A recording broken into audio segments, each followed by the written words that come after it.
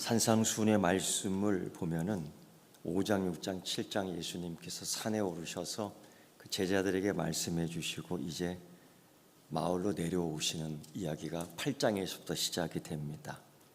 그때 이 산상수훈 때 예수님이 제자에게 해주신 말씀 가운데 숨이 탁 막히는 말씀 한마디 해주셨습니다. 그게 뭐냐면은 마태복음 5장 48절의 말씀처럼 그러므로 하늘에 계신 너희 아버지 온전하신 같이 너도 온전하라.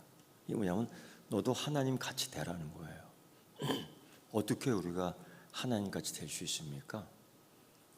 세 발의 피도 못 따라가는 존재인데 근데 예수님 그렇게 요구하시는 거예요.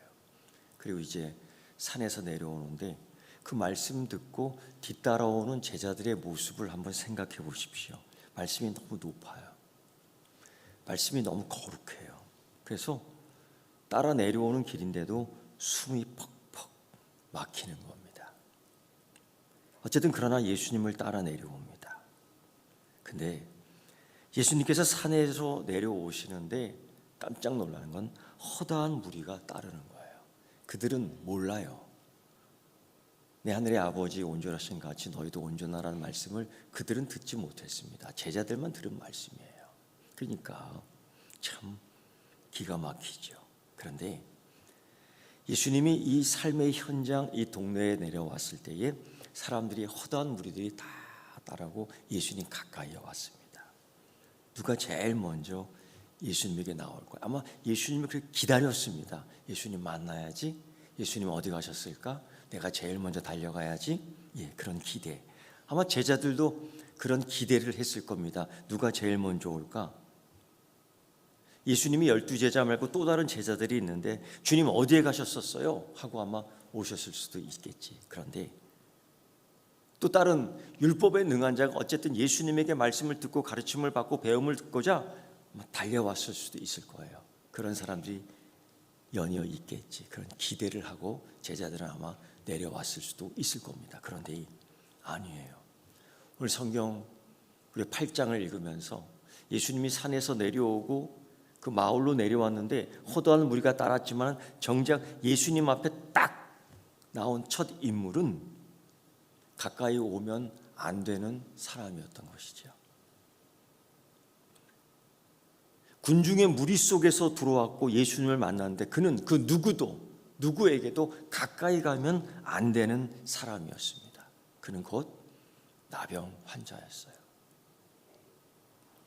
우리가 있는 이 말씀 속에서 한 나병 환자가 나와 절하고 이르되, 마태는 이것을 이렇게 짧게 표현하지만 우리는 그 상황을, 그 말씀을 읽는 순간 본능적으로 정지해야 돼. 본능적으로 멈춰해야 돼. 본능적으로 여기까지 들어오면 안 돼 라고 얘기를 해야 되는 거죠. 당시 사후에서는 이 나병 환자가 이 군중 속으로 파고 들어와 예수 앞에 나와 무릎 꿇고 절하는 것 자체가 금지였던 것입니다. 이걸 해요. 나병 환자는 그때 사람 취급을 받지 못하는 거거든요. 사람이 아닙니다. 그래서 이름을 여기에 기록하지 않습니다. 그는 사람으로 불려질 인생을 살지 못하고 있습니다. 단지 오늘 우리가 읽은 본문 말씀에서도 그의 상태만 얘기하고 있어요. 그의 인생의 상태는 이렇다. 나병 환자다. 그래서 여러 가지로 실질적으로 일어난 상태를 알 수 있죠. 그래서 그는 성전에 들어갈 수 없습니다. 그래서 그는 시장에 들어갈 수 없습니다. 그래서 그는 가족에게 들어갈 수 없습니다. 그래서 그는 길에서 사람을 만나면 나는 부정하다라고 외쳐야 합니다. 이러한 모든 것들이 이 사람에게 적용되는데 오늘 그 군중을 틈타 예수 앞에 나와 무릎 꿇고 절할 때에 그는 부정하다라는 한마디도 안 한 거예요. 그는 율법을 어겼습니다. 공공 질서를 깼습니다. 종교적 위험을 감수했습니다. 그래도 사람들이 쳐놓은 율법의 금지선, 사람들 가까이 하지 못하는 금지선, 예수님을 가까이 하지 못하는 금지선, 그걸 뚫고 들어오는 거예요. 그리고 이 나병 환자가 예수님께 그런 말씀을 하지요. 주여, 원하시면 저를 깨끗게 하실 수 있나이다. 주여, 원하시면 저를 깨끗게 할 수 있나이다. 고쳐달라는 것이 아니에요. 치유받을 권리는 내게 있습니다라고 주장하는 것도 아니에요. 그냥 주여, 당신 뜻 안에 있습니다. 나는 권리의 주체가 아니라 은혜의 대상입니다라고 얘기하는 거예요. 권리를 얘기하는 것이 아니라 나는 은혜 받을 존재입니다. 이건 여러분, 주여, 원하시면 저를 깨끗게 하실 수 있나이다. 이거는요, 요구가 아니라 신앙 고백입니다. 신앙 고백이에요. 예수님 능력에 대한 의심이 없어요. 주여, 하실 수 있나이다. 두 번째의 신앙 고백은 권리에 대한 요구가 없어요. 고쳐주셔야만 합니다.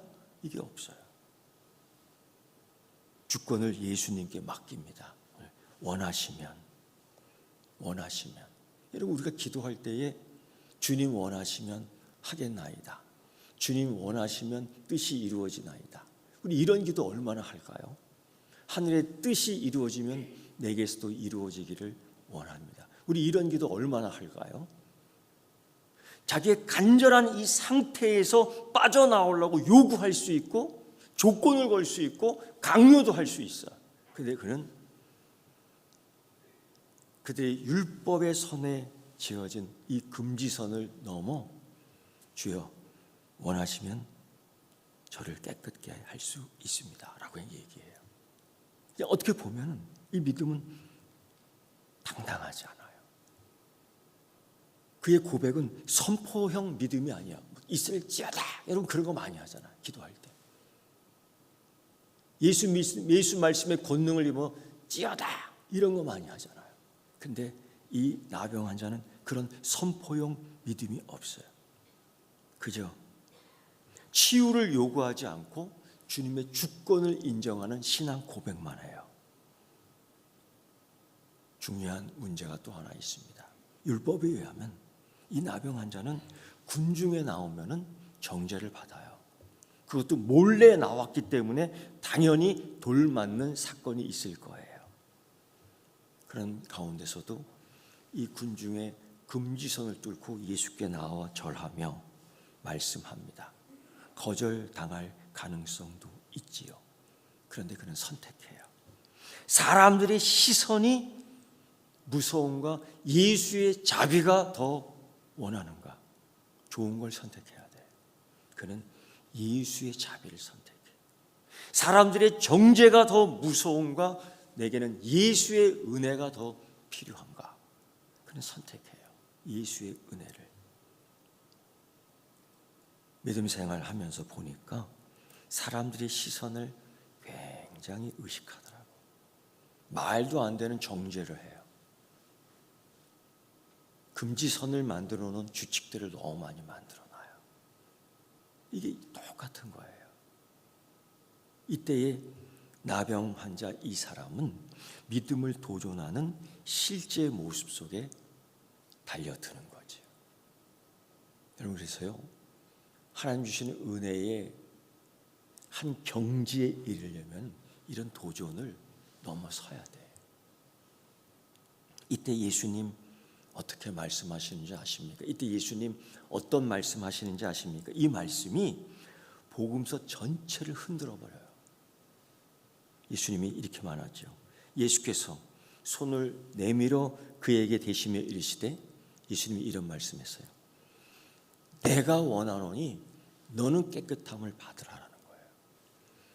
오늘 사실 원함의 간절함이 누구에게 있느냐? 이 나병 환자 아니겠어요?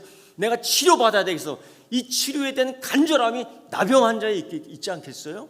근데 마태복음 말씀을 읽으면, 우리가 성경을 읽어요. 8장 3절 보면요, 까뜩 잘못 읽게 되죠. 뭐냐면 나병 환자가 원하는 줄 알아. 그게 아니에요. 예수님이 원한 거예요. 내가 너 치료하기를 원해. 깨끗함을 받아라. 중풍병자가 원해서, 나병 환자가 원해서가 아니에요. 예수님이 원해서예요. 이런 청천벽력 같은 말씀을 하시는 거예요. 그리고 예수님의 행동을 보실래요? 예수님께서 손을 내밀어 그를 만져버립니다. 그 누구도 만지지 않는, 예수님이 이 상황에서 그가 부정하다고 물러서지 않았어요. 그를 만졌어요. 그럼에도 불구하고 예수님은 부정해지지 않았어요. 율법의 논리는 부정한 자를 만지면 부정하게 돼, 자기도. 그러나 은혜의 논리는 정결한 자가 부정한 자를 만지면 다 정결하게 돼요. 이게 율법의 논리와 은혜의 논리의 차이입니다. 여러분 어떤 논리에 익숙해 있습니까? 율법의 논리입니까? 아니면 은혜의 논리입니까?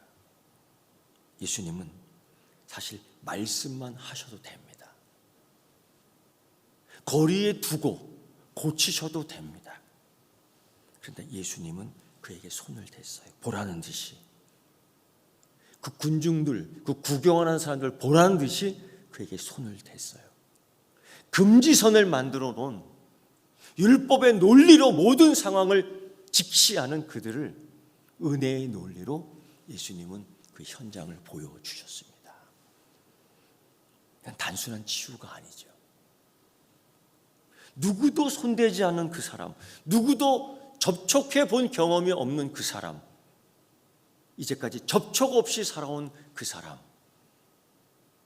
주님은 치유하기 전에 그를 먼저 손대어주며 회복시킨 거예요. 심령을. 이게 은혜의 논리입니다. 주님은 그 환자의 원함을 말하지 않아요. 이때 주님은 원하는 게 있었어요. 주님은 바라는 게 있었어요. 주님은 소망하는 게 있었어요. 그래서 내가 원한다, 너의 깨끗함을. 주님은 지금 우리에게 이렇게 말씀하시죠. 내가 원한다, 네가 강건하기를. 내가 원한다, 네가 회복되기를. 내가 원한다, 네가 순족하기를. 내가 원한다, 네가 온전하기를. 주님은 내가 원하노니 너 깨끗함을 받으라 라는 거예요. 여러분, 그를 깨끗하게 하는 것은 하나님 마음입니다. 하나님의 자녀가 강건하고 회복되고 순전하고 온전해지기를 원하는 것은 아버지 하나님의 마음입니다. 그 예수님이 지금 그들에게 보여주시고 오늘 우리에게도 말씀하시는 거예요. 그때 내가 확실히 이루어 주신 것이지요.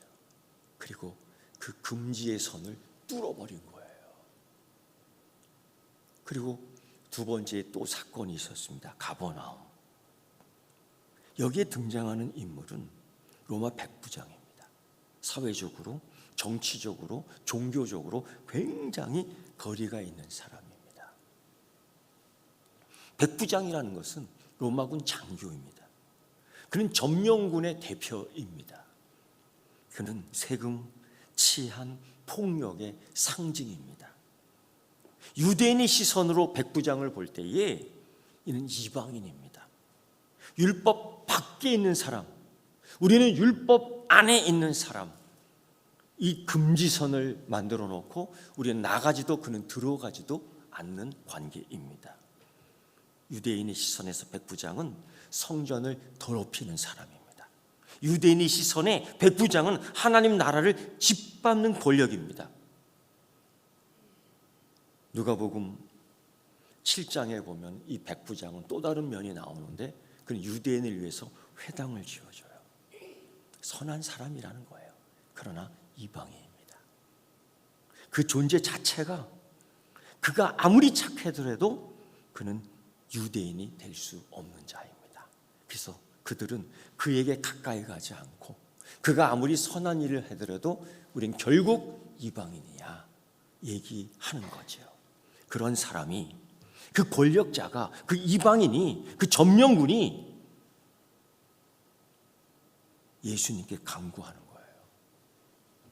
백부장 군인의 훈련대로 명령하지 않고, 배운 대로 명령하지 않고, 권위를 내세우지 않고 예수님께 나와 간구한다는 거죠. 그의 관심은, 그런데 그 간구는 자기 자신이 아니었어요. 이웃 하인이었습니다. 그가 주님께 이렇게 얘기해요. 주여, 내 하인이 중풍병으로 집에 누워 심히 괴로워하나이다. 당시 사회에서 이 하인은 물건입니다. 인간이 아닙니다. 문득병 황자도 인간 취급받지 않아요. 이 하인 노예도 인간 취급받지 않아요. 그런데 이 백부장은 하인의 고통이 자기 일처럼 느껴진다는 거지요. 국률이라는 거예요. 국률하는 자는 국률이 여김 받으실 거라서는 산상순의 말씀에 딱 들어맞는 사람이에요. 선한 사마리아 사람이에요. 누군가 이렇게 물어보죠. 가장 첫째 되는 계명이 무엇입니까? 주 너희 여호와 하나님을 섬기라. 그럼 둘째는 뭡니까? 첫째와 둘째가 같아. 내 이웃을 내 자신과 같이 사랑하라는 것이라. 이보다 더 큰 계명이 없느니라. 이거 예수님이 해주신 말씀입니다. 마태복음 22장, 마가복음 12장에도 나오는 말씀입니다. 이 백부장이 이거를 실천하는 거예요. 국률이 여기는 거예요. 이건 여러분, 그가 복음의 그림자 안에 있다는 겁니다. 예수님의 영성을 따라하는 것입니다. 이 백부장의 모습을 보면 예수님이 우리를 대하는 방식과 닮아 있습니다. 이 사람은 율법을 배운 사람이 아니잖아요. 이 사람은 성경 공부한 사람이 아닙니다. 이 사람은 성전 예배에 참석도 한 사람들이 아닙니다. 이 사람은 한 번도 예수님의 산상수훈 말씀을 들은 사람이 아닙니다. 그런데 국률이 여기고 있어요. 제자들만 알고 있는, 아니 몇 사람만 알고 있는 내 이웃을 내 자신같이 사랑하라, 이것이 첫째와 같다, 이거보다 더 큰 계명이 없다라는 이 말씀의 실천을 이 백부장은 자기 하인을 이렇게 국률이 여기는 가운데 딱 이걸 보여주고 있어요. 하인을 위한 간구, 권력자가 아닌 부탁하는 사람으로 나오고 있어요. 대단한 거예요. 마태는 이거를 아주 자세하게 말씀 한마디 하나, 단어 하나하나에 얘기하고 있어요. 이걸 본 예수님이 백부장에게 얘기하는데 여기서 내가 가서 고쳐주리라. 이건 주님이 굉장히 감동한 거예요. 내가 가서 고쳐주리라. 그 나병 환자에서도 내가 원한다. 예수님이 원한다는 거예요. 예수님이 원해서 가는 겁니다. 그런데요, 그래서 백부장이 놀라운 고백을 해요. 주여, 내 집에 들어오심을 나는 감당치 못하겠사오니 다만 말씀으로 하옵소서. 왜 백부장이 이런 얘기를 했을까요? 주여, 내 집에 들어오심을 나는 감당하지 못하겠으니 주여 말씀만 하옵소서.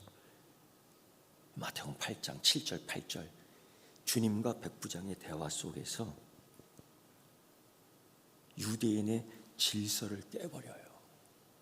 유대인의 질서라 하고 만들어 오는 금지선을 넘나들어요.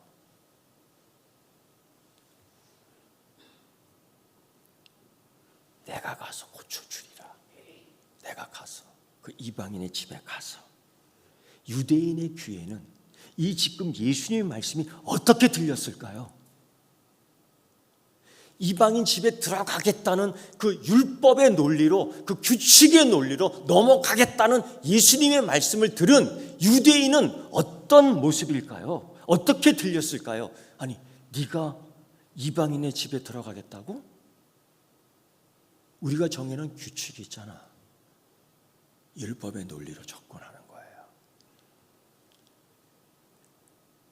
이방인에 들어가는 것 자체가 부정한데 이 율법적 부정을 감수하겠다고, 이 선을 넘겠다고, 유대인의 반응을 우리는 생각할 수 있는 겁니다.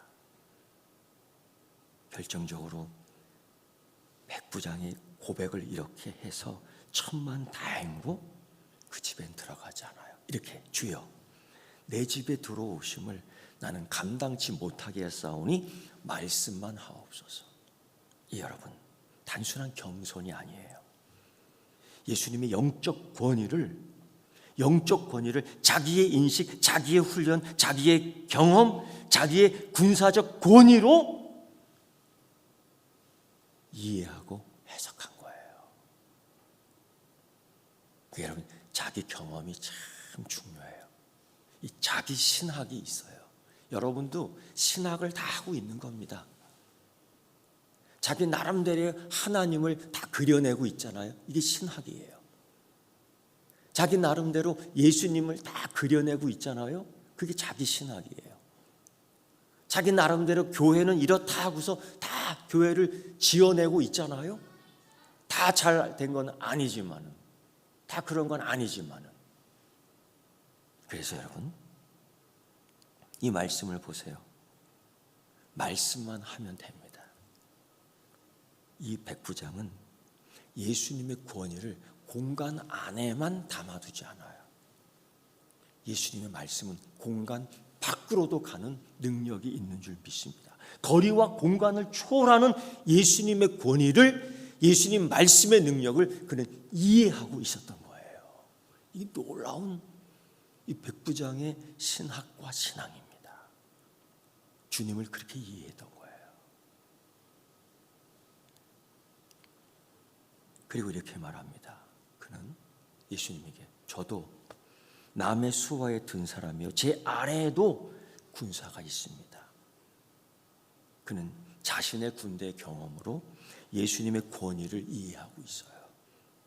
제가 말하면, 명령하면 그들이 오고 갑니다. 나도 나보다 높은 사람에게 말 들을 때 저도 그 복종합니다. 주님은 그들보다도 더 크신 분이 아닙니까?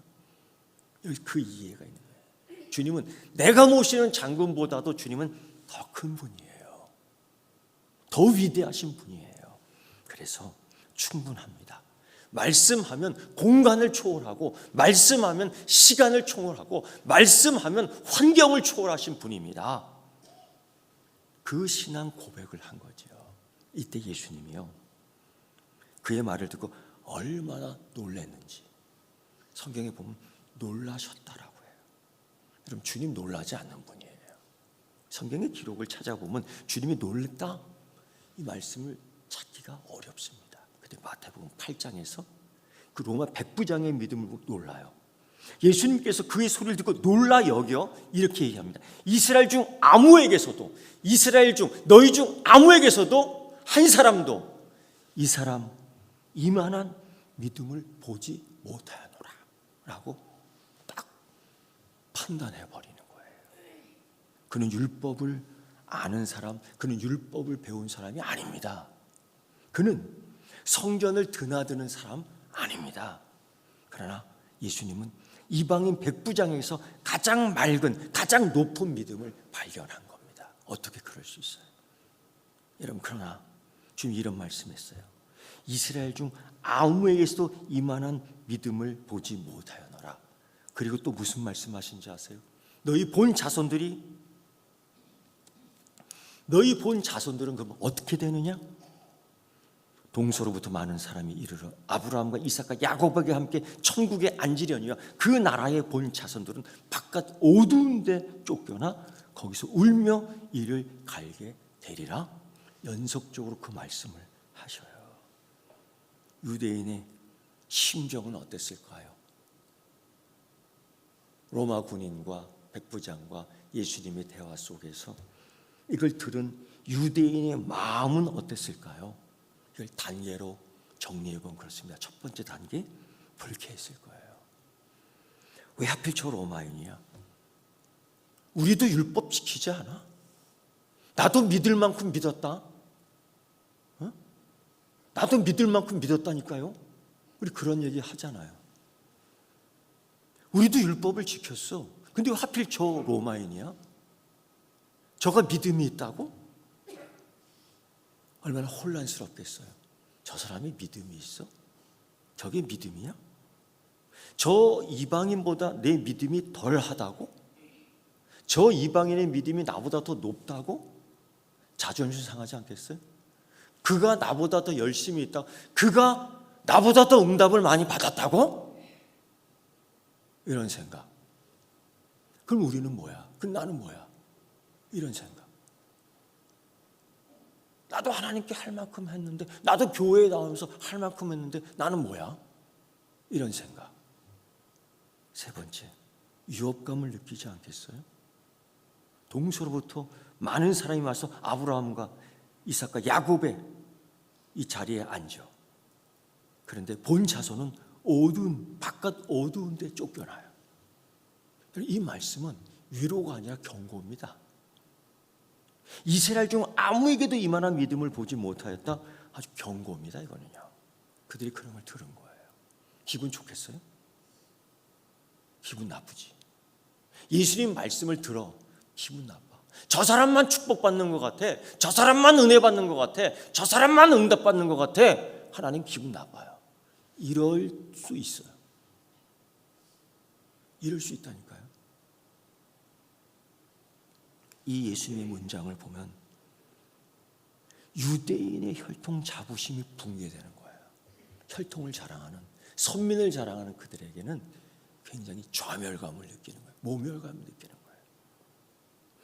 율법 중심의 신앙을 그냥 상대화시켜버려. 이보다 더 큰 믿음을 본 일이 없다 하는데 유대인들은 완전히 꼬리를 내리는 거예요. 경계 밖에 있는 사람, 우리가 율법의 논리로 항상 줄을 채고 있는데 저 사람이 구원을 받아, 저 사람이 은혜를 받아, 저 사람의 믿음이 더 좋아? 여러분, 그들에게는 위기 경고입니다. 이 사건은 이방인이 구원받았어, 여기로 끝나지 않아요. 우리가 당연히 여기는 이 자리가 흔들리는 거예요. 내가 앉은 자리에 당연하다고 생각되는데 그 자리가 흔들리는 위험이 있는 거예요. 주님이 그 말씀을 한 겁니다. 그런데 여러분, 이 두 사람, 나병 환자와 백부장, 두 믿음의 공통점이 있습니다. 다 경계 밖에서 예수님에게로 온 거예요. 율법의 논리로 그들이 금지선을 쳐놓지만은 그거를 뚫고 들어온 사람들이에요. 그리고 예수님도 그들이 들어옴을 이해하고 자기도 그 금지선 밖으로 나가신 거예요. 우리랑 똑같이. 예수님의 성육신 사건, 바로 그거예요. 사도 바울은 빌립보서 2장 7절에 그 말씀을 항상 하잖아요. 주님이 이 땅에 오셨다. 요한복음 1장에서도 주님이 이 세상 빛으로 오셨다. 그 말씀을 계속 하시잖아요. 이 두 사람은 종교적 경계 밖에 있는 사람이었습니다. 이 두 사람은, 한 사람은 언약적 관계 밖에, 또 한 사람은 민족적 계약 밖에 있던 사람이에요. 그 사람이 예수님 품으로 옵니다. 자기 위치를 다 내려놓고 예수님께 나아옵니다. 여러분, 오늘 그들 두 사람이 우리에게 주는 신앙적 교훈이 뭐예요? 자격이 아니라 고백으로 나아가는 믿음이 돼야 돼. 자격이 아니라, 요구가 아니라 신뢰로 나아가는 믿음이 돼야 돼요. 그래서 우리 기도할 때 자격을 논하지 말고 조건을 요구하지 말아야 돼요. 그 연습을 해야 됩니다. 우리 기도를 이렇게 소위 컨설팅 한다고 그러죠. 보면은 자격을 너무, 조건을 너무 달아. 이 두 사람을 보고 배워야 돼요. 우리가 이 정도 기도했잖아요, 이런 얘기예요. 저도 그랬어요. 40일 금식 기도했잖아요. 이런 기도했었어요. 그게 하나님 앞에서 무슨 소용이 있겠어요? 자기 자랑이지. 내가 매일 새벽 기도했잖아요. 그게 자기 자랑이지. 예수님이 언제 너 나오라고 그랬어? 네가 원해서 나오고, 이렇게 얘기하면 할 말 없는 거예요. 이만큼 헌신했으니 기도, 이런 우리의 기도에 그런 것들은 지워버리고, 이렇게 오늘 복음은 말합니다. 주님 원하시면 내가 가겠습니다. 주님 원하시면 내가 지갑도 열겠습니다. 주님 원하시면은 이 시간을 주님께 드리겠습니다. 주님 원하시면 내가 손해를 보더라도 주님이 원하시면 하겠나이다. 또 배울 게 뭐냐면 거리를 넘어서 작동하는 믿음이 있어야 돼. 항상 상황을, 현장을, 이유를 대잖아요. 여러분, 상황이 멀 때는 항상 멀어. 환경이 바뀌지 않아요. 그런데 우리 이렇게 얘기해요. 우리 이렇게 기도해요. 주님 말씀만 하옵소서. 그럼 되는 거죠. 이때 예수님은 두 사람 모두에게 응답해 주셨는데 이렇게 내가 고치겠다. 두 사람 모두에게 내가 가겠다. 여러분, 오늘 우리 모두 이 자리에서 우리도 이 두 사람처럼 고백하기를 원합니다. 주님, 제 인생을 우리 주님의 이야기 속에 넣어주세요. 주님을 내 이야기 속에 자꾸 끄집어내려고 하잖아요. 그러지 말고 주님, 내 인생이 주님의 이야기 속에 들어가게 해주세요. 주님, 원하시면 제 삶은 새로워질 수 있습니다. 주님, 제 손을 잡아주세요. 주님, 말씀만 하여 주옵소서. 제가 듣겠나이다. 그때 예수님이 뭐라고 말씀하세요? 가라, 너의 믿음대로 되리라. 가라, 너의 믿음대로 되리라. 여러분, 이 축복의 선언, 이거 예수님이 축복해 주신 거예요. 가라, 너의 믿음대로 되리라. 이 은혜와 복을 받는 우리 서귀포교회 성도 되기를 축원합니다. 기도하겠습니다. 하나님, 오늘 세운을 내밀어 주님을 잡으려 했지만 오히려 주님이 나를 만져주셨습니다. 많은 이야기 예수님께 했지만 주님 한 말씀으로 내가 형통케 되었나이다. 주님, 이제 저의 인생을 주님 이야기 속에 넣어주시고 제 손 잡아 이끌어주시고 말씀하시면 순종하겠나이다. 예수님의 이름으로 기도드리옵나이다. 아멘.